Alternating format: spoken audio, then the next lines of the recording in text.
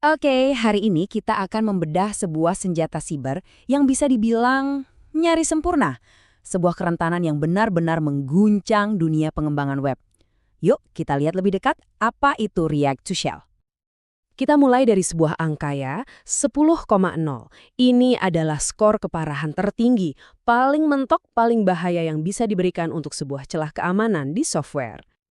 Inilah kisah tentang React to Shell, sebuah bug yang menggoyahkan fondasi web modern.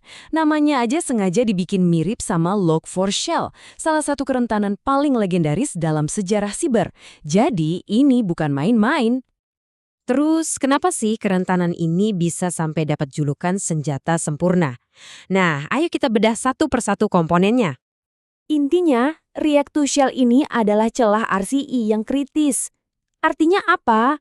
Artinya penyerang bisa dapat kendali penuh atas sebuah server dari mana aja di dunia ini.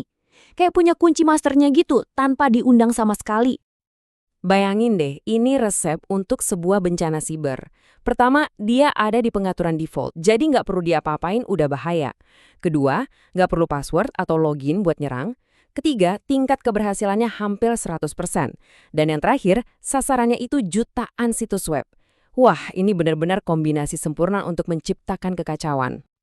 Dan ini bukan cuma teori loh. Begitu kerentanan ini diumumkan ke publik tanggal 3 Desember 2025, cuma dalam hitungan jam, para penyerang udah langsung tancap gas. Coba lihat deh lini masa ini. Gila banget kan kecepatannya. Kita udah nggak ngomongin hitungan hari atau minggu lagi. Sekarang itu, dari pengumuman sampai eksploitasi massal oleh berbagai kelompok, semuanya terjadi dalam hitungan jam aja. Penyerang juga nggak cuma iseng, mereka bawa segudang alat perang. Ada crypto miner buat nambang kripto pakai server orang lain, ada backdoor canggih buat akses jangka panjang, macam-macem deh. Pokoknya gudang senjata lengkap. Dan yang paling penting di sini tuh, serangannya serba otomatis dan membabi buta. Jadi mereka nih kayak nebar jaring aja, nggak peduli servernya Linux atau Windows, hajar aja semua pakai malware Linux. Yang penting kena dulu, urusan belakangan. Oke, tapi gimana sih cara kerjanya? Kok bisa sekuat itu? Yuk kita intip sedikit rahasia teknis di balik kekuatan React to Shell ini. Jadi, biang keladinya itu namanya kerentanan deserialisasi. Gampangnya gini, bayangin Anda ngirim paket ke server. Normalnya kan, server cuma buka isi paketnya. Nah, di kasus ini, perintah jahatnya itu diselipin di, katakanlah, label alamatnya. Dan server, tanpa curiga, malah ngejalanin perintah dari label itu. Kacau kan? Dan cara eksploitasinya itu ternyata cuma butuh 3 langkah simpel ini. Ini yang bikin dia bahaya banget. Proses sederhana yang ditemukan para peneliti ini jadi kunci buat nyerang sekaligus buat mendeteksi. Aneh tapi nyata, ini seperti nemuin cara bikin kunci macet, tapi macetnya itu justru malah ngebuka pintu.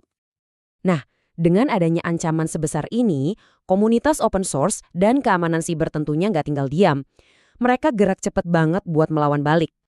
Tantangan pertamanya jelas, gimana cara ngecek server kita rentan atau enggak, tapi dengan cara yang aman. Kan bahaya kalau kita malah ikutan ngehack server sendiri buat ngetes. Solusinya, wah ini cerdas banget. Para peneliti bikin semacam tes yang aman.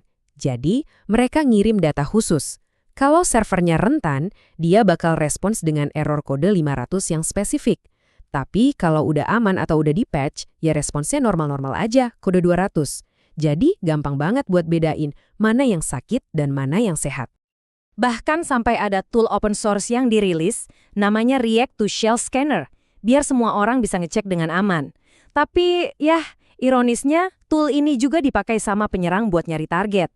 Ini nunjukin kalau penelitian keamanan publik itu emang kayak pedang bermata dua. Oke, jadi gimana cara benerinnya? Nah, ini dia langkah-langkah yang harus diambil. Intinya sih satu, upgrade versi Next.js kalian ke versi yang udah ditambal. Ini tabelnya, jadi tinggal disesuaikan aja sama versi yang lagi kalian pakai. Prosesnya ada 4 langkah, gampang kok. Pertama, cek versi kalian. Kedua, jalanin aja perintah otomatis yang udah disediain. Ketiga, langsung deploy. Nah, yang keempat ini yang paling penting dan jangan sampai lupa. Ini poin yang paling krusial. Kalau aplikasi kalian sempat online dan belum di-patch setelah tanggal 4 Desember, mengganti semua rahasia itu bukan lagi saran, tapi wajib. Anggap aja semuanya udah bocor. Kunci API, password, kredensial, semuanya ganti. Jadi pelajaran besarnya apa dari semua ini? Apa yang bisa kita bawa pulang dari kasus React to Shell ini? Seperti kata Stackhawk, React to Shell ini sekarang sejajar sama Log4Shell. Keduanya punya ciri yang sama. Ada di library yang dipakai di mana-mana, gampang banget dieksploitasi, dan langsung dijadiin senjata dalam sekejap. Ini tuh pengingat keras kalau software yang kita pakai sekarang ini rapuh banget. Dan ini ninggalin kita sama satu pertanyaan yang agak bikin merinding, ya kan?